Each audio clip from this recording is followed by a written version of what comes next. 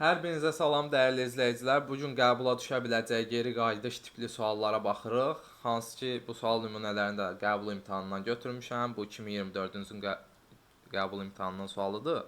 Deyir, proqramın icrası nəticəsində P dəyişəni 3. Bu P3. Bizə də qələm götürüm. Aha. P olub 3. R olub 120. Bizə deyir ki, K dəyişəni daxil edilə biləcək neçə qiyməti var. Yəni neçə natural qiymətində ekrana bunlar çıxar. Gəlin baxaq. P-nin ilkin qiyməti 0-dır. Hər dəfə də dövr daxilində P-nin üstünə 1 gəlir. Axırda 3 olubsa, deməli üstünə 3 dəfə 1 gəlib də. Buradan belə nəticəyə gələ bilərəm ki, dövr daxili proses dövr 3 dəfə işləyib, sonra dövrün şərti pozulub, dayanıb. Əla. K-nı 8-ə bölə gedir. Yəni 8-ə bölməsini alınan tam hissə tapır, sonra 18-ə bölməsini alınan tam hissə tapır. Onda bu şərt ödədiyi müddətcə bunu eləsə, K axırda deməli 0 olur. Və fikir verin, dövr 3 dəfə işləyibsə, K-nı 3 dəfə 8-ə böləndən sonra, K olub 0. Aha. Mən onda belə bir fikir irəli sürə bilərəm ki, K natural ədədinin 16-lıq 8-lik say sistemindəki yazılışı 3 rəqəmli olub. Niyə? Biz bir ədədi 8-lik say sisteminə keçəndə 8-ə bölə-bölə gedirik, qalıqları tərsdən düzürük, düzdür? 3 dəfə 8-ə böləndən sonra bir ədədi tam hissə olursa 0, belə çıxır ki, o 8-lik say sisteminə çevirəndə 3 dənə qalıq əldə eləyəcəm, yəni 3 rəqəmli olacaq. Əla. Bildik ki, girişə verilən natural ədədimin 8-lik say sistemindəki yazılışı olmalıdır 3 rəqəmli. Bu nəticəyə buradan gələ bildik. Baxaq sonra nədir? R deyə bir dəyişən var, ilkin qiyməti 1-dir və hər dəfə R-i K faiz 8-ə. Yəni ədədin 8-ə bölünməsindən alınan qalığa vurur. Və hər dəfə də K-nı 8-ə bölür. Onda mən burada rahatca deyə bilərəm ki, K ədədinin 8-lik say sistemindəki yazılışında olan rəqəmlərin hasilini tapır. Yəni hansı ki, buradakı qalıqlar bunun 8-lik say sistemində yazılışında olan rəqəmlərdir. Əla. Onda bu ədədin, girişə verilmiş ədədim 8-lik say sistemindəki yazılışı 3 rəqəmli olmalıdır və həmən rəqəmlərin hasili 120 olmalıdır. Bu da hansı rəqəmlər ola bilər? 8-lik say sisteminin rəqəmləri 0-7 parçasındadırsa, 5 vurulsun, 6 vurulsun, 4 120-ni verir. 5, 6, 4-dən də hansı ədədləri düzəldə bilərəm? 5, 6, 4-ü, 4, 5, 6-nı bu formada yerlərini dəyişərək düzəldə bilərəm. 3 dənə rəqəmin də öz aralarında yer dəyişməsi 3 faktorial olduğuna görə 6 müxtəlif ədəd düzəldə bilərəm mən ki, onların rəqəmləri 8-lik say sistemindəki rəqəmləri hasili, yəni bu rəqəmlərin hasili 120 olsun və 8-lik say sistemində 3 rəqəmli ədəd olsun. Yəni K-nın məsələn ala biləcəyi qiymətin biri budur ki, 5, 6, 4-ü 8-likdən 10-luğa çeviririk. Nə olursa o K-nın ala biləcəyi qiymətdir. Yəni belə müxtəlif qiymətlər ala bilər. Cavabımız oldu deməli 6 bu sual üçün. Keçək növbəti sualımıza. Yenə bu da 2025-in 1-ci cəhd qəbul imtahanına götürülmüş bir sual nümunəsidir. Deyir, proqramın icrası nəticəsində 81 ədədi çap edilərsə, yəni bu S81 olarsa, n dəyişəni üçün daxil edilə biləcək ən kiçik ədədin rəqəmləri cəmini müəyyən edin. N-in ilkin qiymətinə deyirəm bir dənə x. Fikir verin, S-in ilkin qiyməti 1-dir və hər dəfə S-i 3-ə vurur. 1-i neçə dəfə 3-ə vursan? Bir dəfə 3-ə vurdum 3, bir dəfə həmən 3-ü 3-ə vurdum 9, 3-ə vurdum 27, 3-ə vurdum 81. Mən deməli 4 dəfə S-in əvvəlki qiymətini 3-ə vurmalıyam ki, nə olmalıdır? 81 olmalıdır. Deməli dövr daxili proses 4 dəfə işləyib. Onda belə çıxır ki, n dəyişəninin ilkin qiyməti x-dırsa, x-in üstünə 4 dəfə 17 gəlib və nə baş verib? Dövrün şərti pozulub. Böyükdür 272 olub. Əla. Onda belə çıxır ki, 4 vur 17 eləyəcək 68. 272-dən 68 çıxacam, bu eləyəcək 204. X böyük olub 204-dən. X nədir? N dəyişəni daxil edilmiş ilkin qiyməti bu şərti ödəməlidir. Bunu ödəyən ən kiçik qiymət də 205-dir. Və bu qiymətin rəqəmləri cəmini soruşur bizdən. Cavabımız olacaq neçə? 7. 205-in rəqəmləri cəmi. Çox şah buna görə çaşmışdı. Gözdən qaçır rəqəmləri cəmi söhbəti. Davam eləyək. Növbəti qəbul imtahanının sualından 2025-in 2-ci cəhdində düşmüş geri qayıdış tipli sualdan. Deyir, indi burada n çap olub 143. İndi yenə m dəyişəni daxil edilə biləcək ən kiçik qiymətini soruşur. Buna bir dənə x dedim. Fikir verin.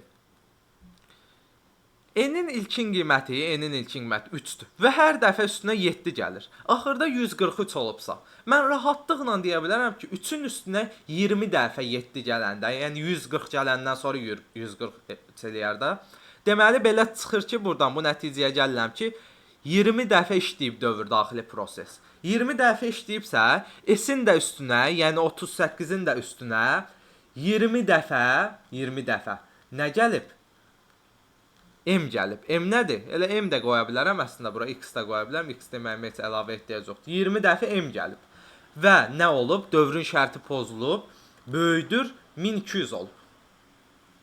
Əla, bu böyüdür 1200 olubsa, buradan indi mən həll eləyə bilərəm də onda. 1200-dən çıxacam.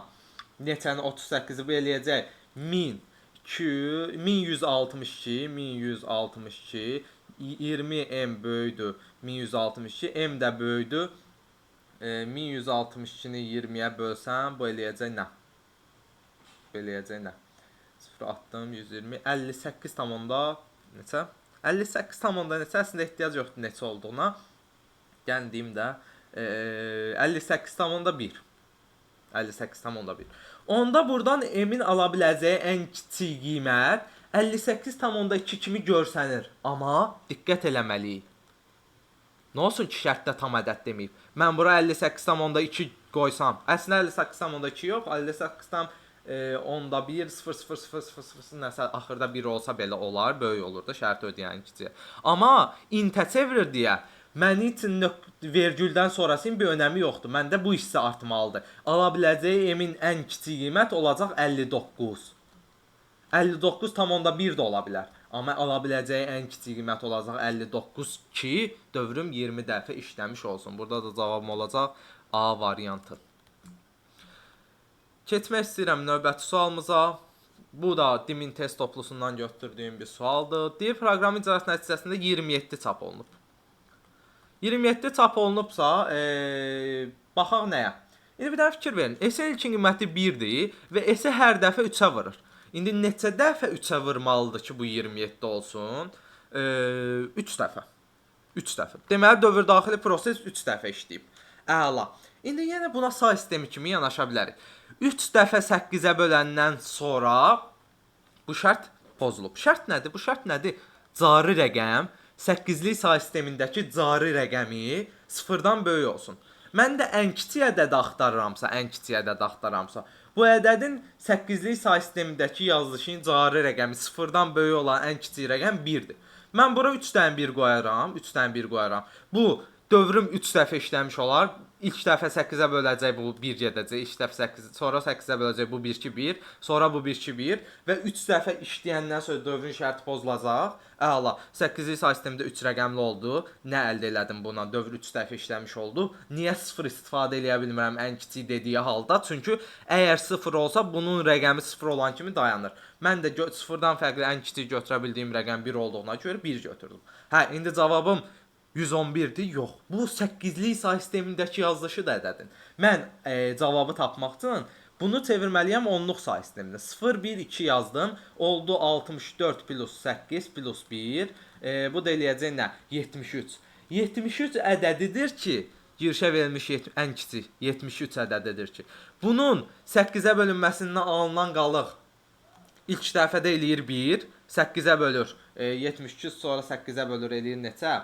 9. Onun da 8-ə bölünməsindən alınan qalıq 1-dir. Sonra yenə 8-ə bölür 1. Yenə 8-ə bölünməsindən alınan qalıq 1-dir deyə fikir verin. Dövrün şərti pozulmur. Hə, indi gəlir 3-cü dəfə 8-ə bölür. Olur 0, dövr dayanır. 3 dəfədən sonra dayanır və fikir versəz ən kiçik ədədi tapmış oldum. Niyə? Zaten bunu 8-lik say sistemdə yazılışı ən kiçiksə, onluqdakı yazılışı da var olan ən kiçik götürə biləcəyim ən kiçik olacaq.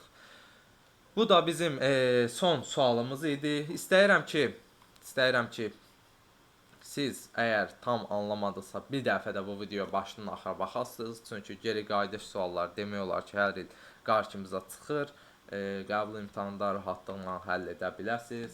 Bundan əvvəlki blog çıxım geri qayıdışlara da baxmamısınızsa, ona da kanalımızdan baxa bilərsiniz. Yorumda öz fikirlərinizi bildirməyi unutmayın. Sağ olun, salamat qalın.